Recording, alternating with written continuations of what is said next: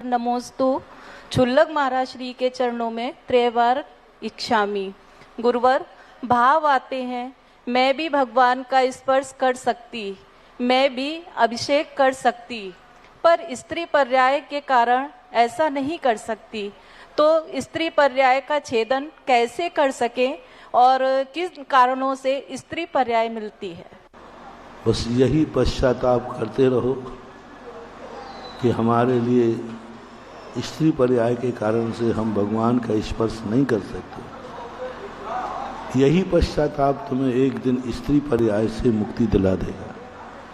अपनी पर्याय से गिलानी होना, अपनी पर्याय को अपराध की कोटि में डाल देना, अपनी पर्याय के प्रति निंदनीय करना, मैंने जरूर कोई ऐसा निंदनीय कार्य किया है, उस कारण से ऐसा हुआ।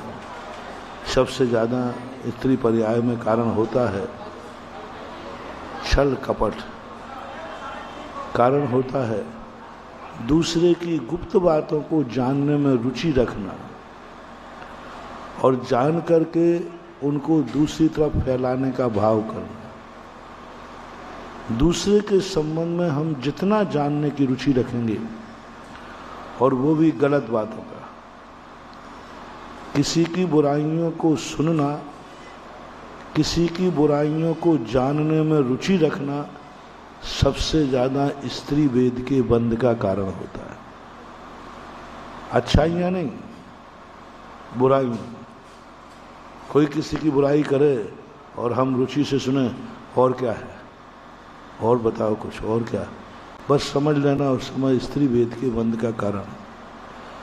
दूसरे की बुराइयों को सुनने में अरुचि रखना, हमें किसी की बुराई मत सुनाओ, मेरी इसमें कोई रुचि नहीं है। दूसरे की घर की कोई बुराई सुना रहा है, मान लो सासू बहू की बुराई सुना रही है और तुमने कह दिया कि नहीं, आपके घर की कोई बात मुझे मत सुनाओ, मेरी कोई रुचि नहीं इसमें। हम दूसरे के घर की कोई बुराई नहीं सुनना चाहते। ऐसा नेचर जो बना लेते हैं वे स्त्री पर्याय से मुक्त हो जाते हैं।